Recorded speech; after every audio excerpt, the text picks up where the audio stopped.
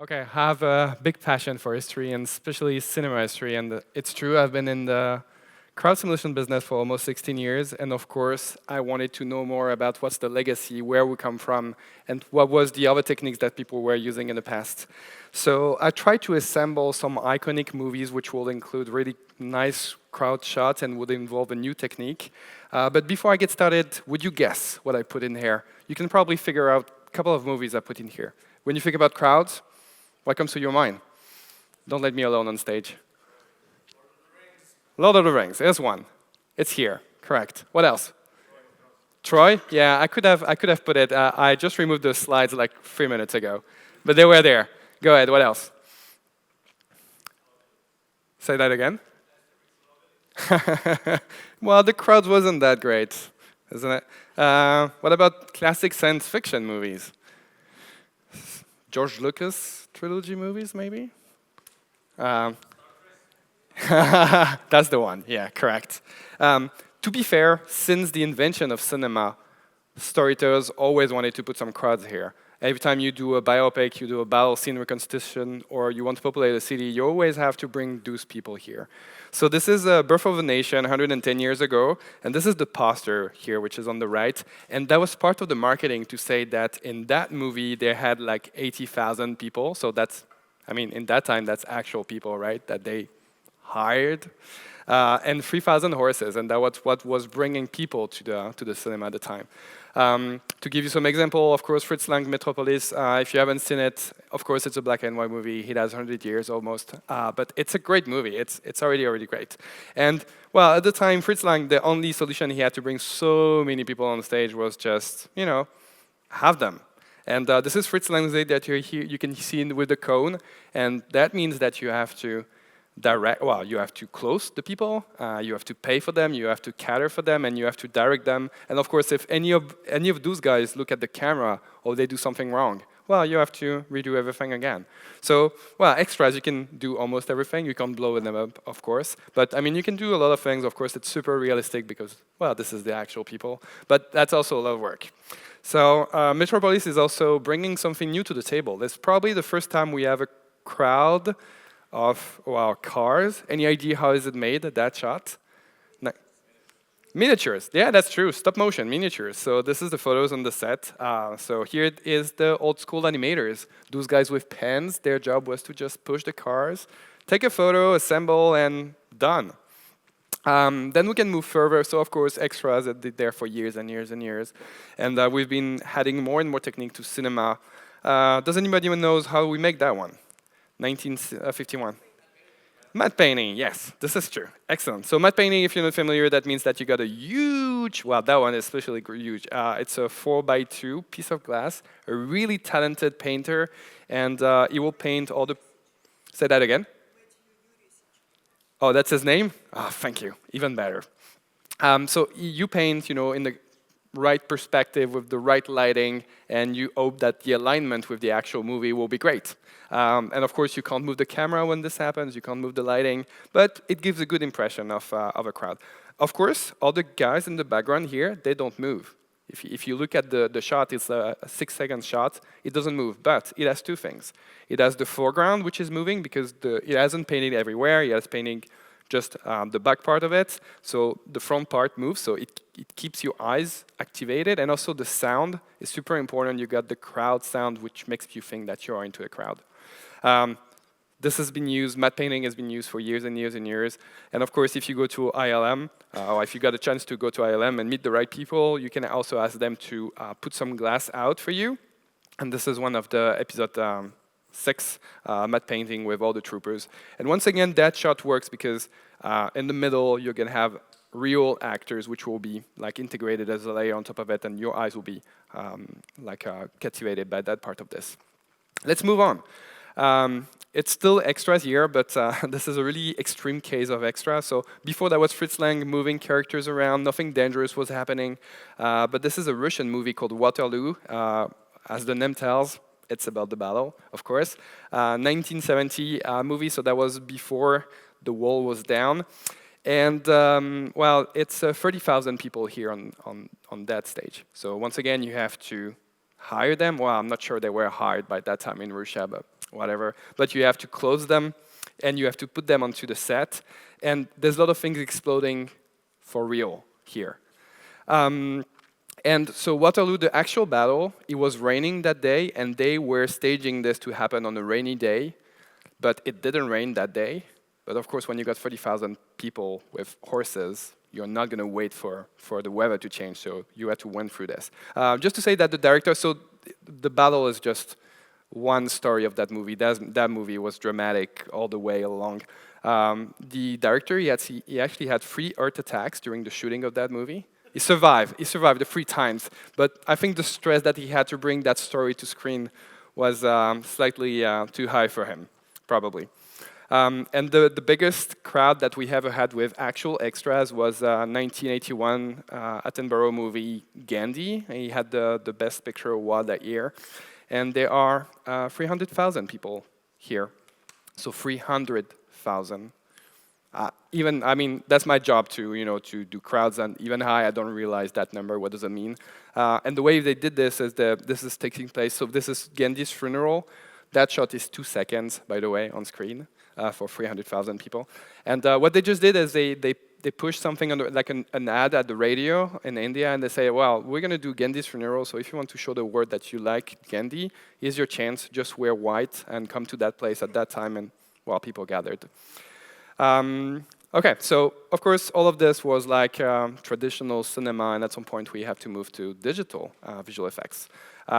Jurassic Park is a big passion of mine too, so of course I wanted to give credit to that movie too. This is the first usage of a, well, probably not CG crowd. I think we had some usage before, but amongst the first ones. And when you look at that shot, there's one important thing that you need to solve is going to be the collision avoidance. The way those characters move and interact with each other, the way they interact with the terrain, the way they're going to avoid what's going on here, has to be defined somehow. You need to provide some rules. So good for them. A couple of years before, one scientist in Ireland, his name is Craig Reynolds, sorry, Craig Reynolds. He was, well, he's a researcher. He's a researcher in CG in a general manner, and he's spending all his lunch into a cemetery by himself, whatever, and he was watching those birds, and he was trying to see if he can find an algorithm which will define the behavior of those birds. And he published, in that year at SIGGRAPH 1986, he published a paper called Boyd's, and that just defined the rules that a crowd will have. So each agent is independent. They got just a set of rules about how close they need to be to the others, how much they need to be far from the others, and how much cohesion in the direction they need to have. So there's 3 different rules that you just compute really quickly. So you have to know about your neighborhood, where do they go, what's the direction, how far they are, and how fast they go. And that just computes you a new position, and this is what's been used into that shot. And Boyd's has been used, that algorithm has been used so many times after, anytime, and it's still in use, to be fair. Every time you have to do like fishes, birds, you have to do creatures, well, animals mostly, that's usually a good model to use, and I mean, that's almost 40 years ago that's been defined. So Lion King, the wild beast here, once again, the positions of those guys is just defined by that algorithm and those roles. Super easy to set up. This is usually when you're an engineer at school and you try to make crowds, this is usually how you get started with. Yeah, so let's move to more CG crowd. Of course, Star Wars always wanted to innovate, bring something new to the table, especially with visual effects. So there's Phantom Menace with the pod race, really classic scene, really amazing, and there's tons of big angles of the stadium to see the actual crowd. Does anyone know how we made that shot? It's a famous story. 4 years cleaning? That's a weird phrase, but that's true. No, you have the correct answer. What is it? That's true. So they made miniatures. It's I don't have the year on my screen, but yeah, 99. So, I mean, we already have computers. We already know how to make like CG. But they decided to make miniatures, and they decided to fill the miniatures as well. So, true. This is earbuds, cotton swabs, painted in a different color, put into, well, some chicken grid whatsoever. And, I mean, there's a guy at ILM, Crowd TD, apparently. That was his job, to buy cotton buds, put them into painting, put them into the stadium, and he was below the miniature with a fan, and doing like this just to make the crowd cheering like this when the pod was going on. So that was someone at ILM did that job, actually. He was a crowd TD, and he has credits as a crowd TD into this. So yeah, sure, they did this for all the large charts because still, I mean, that was still hundreds, well, probably dozens of thousands of people to simulate. The Lion King and the shot before, they were like small crowd, like a couple of dozens. But here we're speaking about thousands and thousands, and we didn't have the computer power at that time probably to do this properly. Still, they made some actual CG crowd. This is the first usage in my knowledge, at least, of instancing. So if you're doing CG, you would figure, oh, instancing, this is common. It's a one-click button, and we got this. But at the time, there's something which didn't exist. They didn't have viewport, the same viewport that we had. They just had the particle. So instancing will mean that you place position, orientations, and a time. And at render time, we would generate the geometry. So if you pay attention, all those characters, they're all the same on one side or the other. They have different quality of geometry, different LOD. So depending on the distance, they will use a lower LOD to be able to render this. And there's the laser R instance as well in between. And that was the intenser. This is the crowd software that they had at this time. So they were just defining the speed at which the character would go. The different LODs are going to be displayed here. And we can see the layers with all of this in it.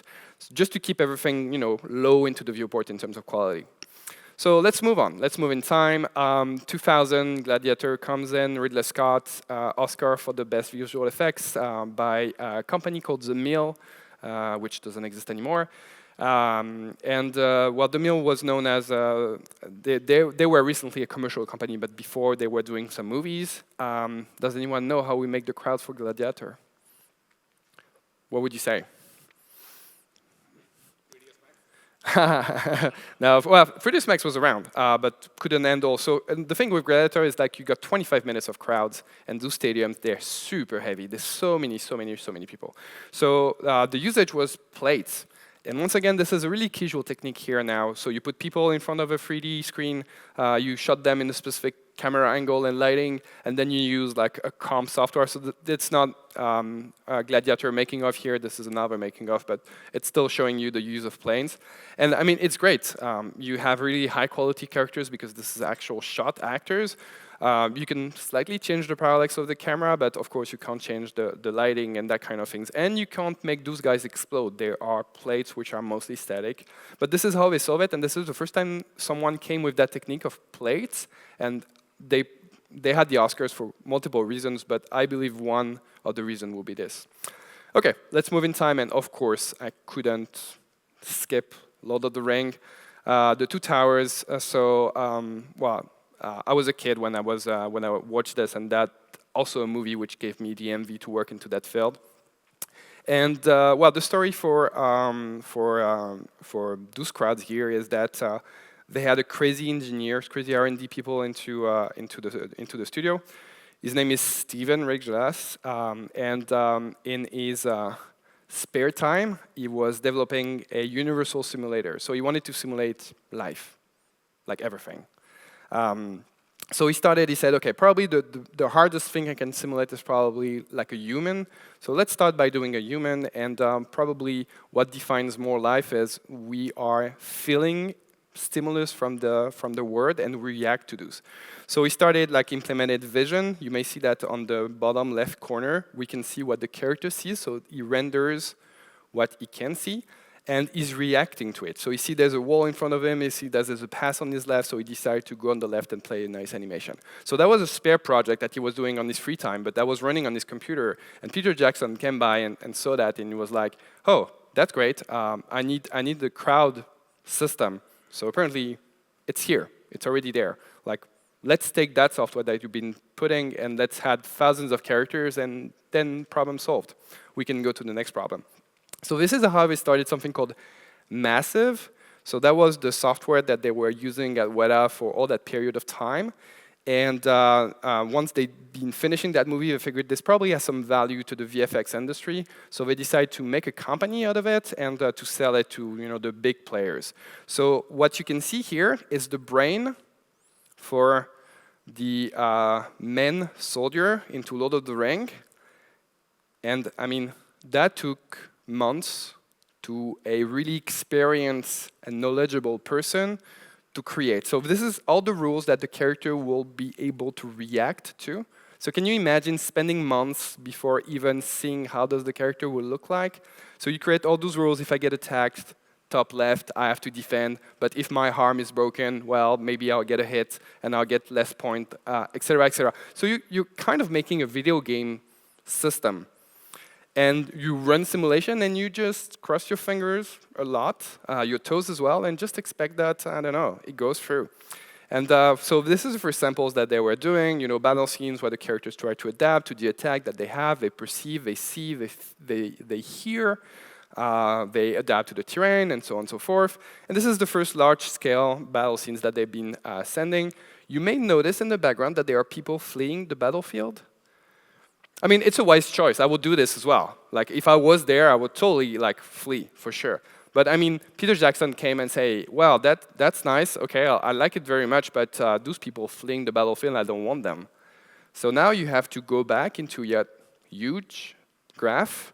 It probably has to be the same guy who has to do it. And you have to figure out what's wrong here. And let's fix it. And let's relaunch the simulation until that works properly.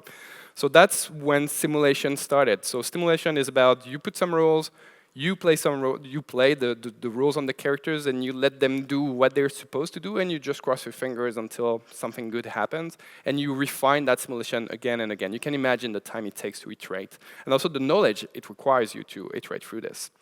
I'm surprised that no one cited World War Z. It's probably one of the most mesmerizing crowd that I have seen in my entire life. So for all of those, I mean, I've got a good excuse. I was a kid, so I was not in the business, so I didn't get those movies in my portfolio because, I mean, I was like 14 when this was out. But, I mean, when World War Z was there, we were in the business, and we had started a company, and we had a crowd simulation tool. But when we saw the trailer, we saw that shot specifically, we were like, OK, we are so far from being able to achieve this. The shots in that, they're amazing. Those shots, they're amazing. So this is MPC work, MPC London work. They do not exist anymore, once again. It's a tough time for the industry right now. But I mean, look at this. There's so many interactions. There's the character who are handling the neck of each other. They're trying to catch up. Here, they're putting hands. There's so much close interaction. The people against the wall who are trying to keep their balance. And the camera is so close. So this is still simulation here. This is really similar approach than Massive. MPC actually has had their own tool to create crowds for a long time. That was their business cards. If you wanted to make a really impressive crowd, you would go to Weta or to MPC.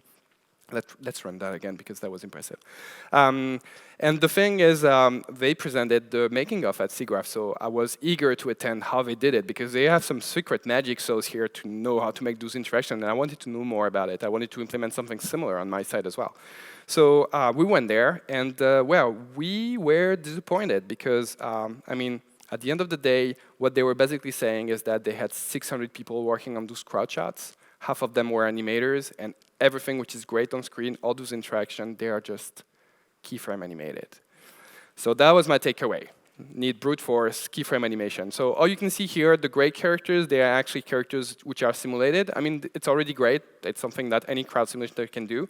But all the guys in red, they're fully keyframed. And that was true in the pile as well. So the pile, when everybody is trying to catch up on each other, that was keyframe animation as well. So this is a lesson that you have to probably learn here, is that simulation is great to solve a lot of problems. As soon as you get really close interaction, really nice interaction, probably you need to put some human performance, maybe some animators or some keyframes into the game here. OK, I want to touch on slightly different approaches. I mean, we can consider that crowds are a solved problem, kind of. But there's still some directors who like to make their life harder. Christopher Nolan is definitely one of those. This is The Dark Knight Rises, I think it's 2012. And he had to fill, of course, that stadium. I mean, stadium is super easy to do. Everybody can do stadium without paying too much of this and not a burden.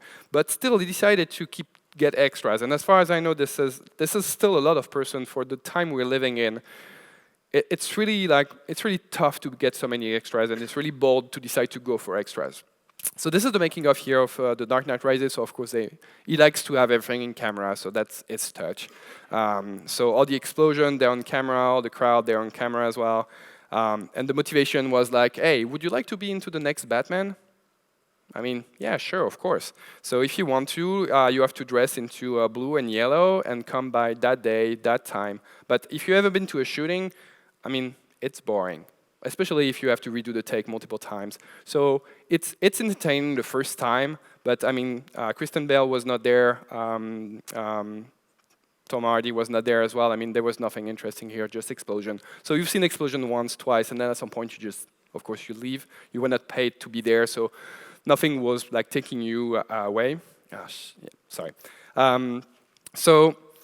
What he did is he saw that the people were fleeing from the stadium, and of course that wasn't gonna make it easy for him to have the same amount of people in the stadium and have the same shots. So he needed that to have a way for people to sit down and stay until the rest of the day. And what he said is, there's a Batmobile here, one of the three there. They're fully functional cars. And he didn't need one of those for the rest of the shooting. So he said, okay, here's the plan. What we will do is you stay seated, and if you stay here until the end of the shooting, one of those cars will be yours. We're going to pick someone into the crowd, like a sit number, and this is yours. We'll give you the key, and you go away with it. If you go on Reddit, there's a guy who has that car in his backyard that he went back to his home with an actual Batman car. And of course, everybody sat down, waited until the end of the shooting, and done. Nolan is known to have crazy ideas about a lot of different things. He shot Dunkirk as well. That was shot in France.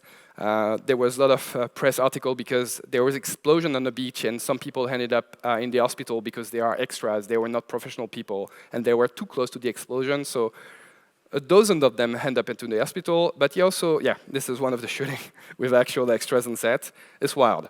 And he wanted to have, those crowds in the background. He wanted to have people as well. So he went for a technique that I didn't know about, which is printed cardboard. So people printed, cut out with cardboard and just put on the beach, and with some people standing next to them to stand them. And to end up with weird approaches, the King's Speech, it's a Best Picture Academy Award as well, not for VFX. But here as well, they wanted to have crowds. We were in the business, and at that time, and we considered those guys to be competitors. They were the inflatable crowd company. So it's inflatable dolls. It's a costume. It used to be a costume company, so they had so many costumes that they didn't know what to do with. So they were just, blow some dolls, connect them with wires, put some clothes on, and there was one guy who was like, moving the crowds like this with the wires, so it looked like. But of course, you can't blow those guys up. Well, you can, but that will not look really nice. So yeah, when we arrived in 2009, we figured, okay, there's like all those different techniques. There's like extras. They're great, but I mean, they're really. You can't blow them up. You can make an explosion with extras, and they're hard to direct, and they're not easy to set up. And there's massive, which is like you can do everything with massive, but this is so hard to use. And you got the crowds, the inflatable crowds, and those guys are super easy to set up, but they can't do much. So we figured, maybe there's a spot here for us, like a sweet spot to start a business about making a software which is easy to use but can do everything. It's so weird that nobody thought about it before. Maybe it's not so simple, but we didn't know that. So this is how we started the business. I mean, we were young, we were 20-ish something, and we figured, okay, let's take that spot and make a software and sell that to all the studios in the world. So yeah, this is how we get started. So as I was introduced, we're a French company, software company, 2 times Scientific Emmy Award winners. Our customers have been working on hundreds of different projects. We've been in the business for a really, really long time. So, I mean, that list is so long. A lot of studios have been using it in the world. My whole point is I want to show you, I wanted to demonstrate, I'm stating to you here that this is easy to use, right? But you're seeing images by some studios. They do not really differ from the others. This is nice crowds, but we've seen that anybody can do it. But really, I wanted to show you that this is actually easy to use. So let's run this for just a couple of more minutes, or a second, sorry. And let's move to see if I can make an actual demo. So I have a crowd in front of me. Let's see if I can No, I don't. I'm OK. I'm in Maya here. This is the software that we are in, the OS that we're in. Ah, I lost the signal. No. Ah, damn. I wanted to do you. I wanted to do that crowd in front of me with the same repetition and the same way that you guys said it, and do you a Mexican wave, because you would have found that that talk was so exciting that you wanted to make a Mexican wave about it. But I think my computer lacked battery, and I'm not plugged anymore, so fair enough. I guess you'll have to believe me now. I swear I was about to make a demo, and that would have taken like 2 minutes to have all of you into that room. But fair enough. That's fine, no problem. I guess I can take questions from here. My whole point was, that was easy anyway.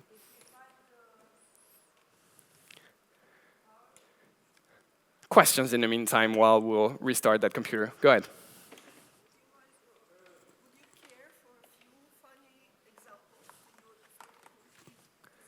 Oh, please, of course. Yeah, can you give her a mic? Thank you so much. C'est de l'autre côté, other side. Here.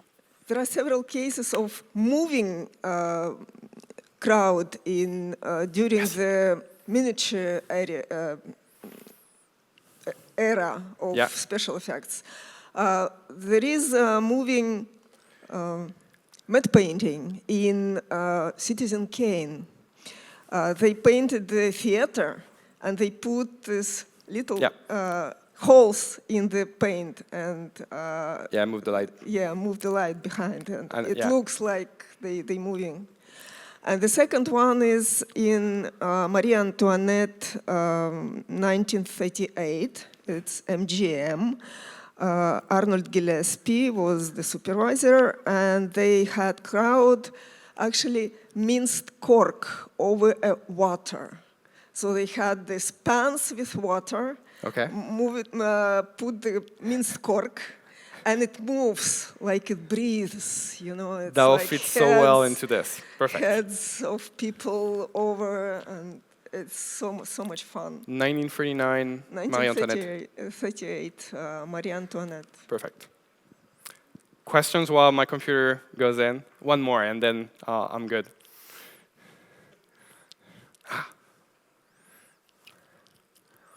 Sorry about this. And I can see the counter going down, so hopefully that goes fast enough. I mean, else we can just stop it here. This is all good. I can ask a question. Oh, please. Thank you. You said that crowds were kind of like a solved problem for now. Like, not crowds, sorry, the stadium crowds specifically. No, I said crowds. I was bold in my statement here. Clearly, I say crowd, yeah. Yeah, regarding like the stadium specifically, but I was wondering, like, what's the hardest type of crowd you could work on, I guess? Yeah, interaction will be so tough. I say solved, but once again, that was bold. Doing World War Z is still a challenge to do. I'll be fair. You know, all those characters making those like taking each other's shoulders and trying to restore balance. I mean, there's no way you can do this on a procedural manner. So yeah, I mean, we have no idea. Probably with GenAI, maybe there's a way to do this, but how do you get the training data set of a pyramid of zombies falling down? Like, how do you reproduce this in real life to get the data? That's still unsolved. This is still a tough problem, I'd say.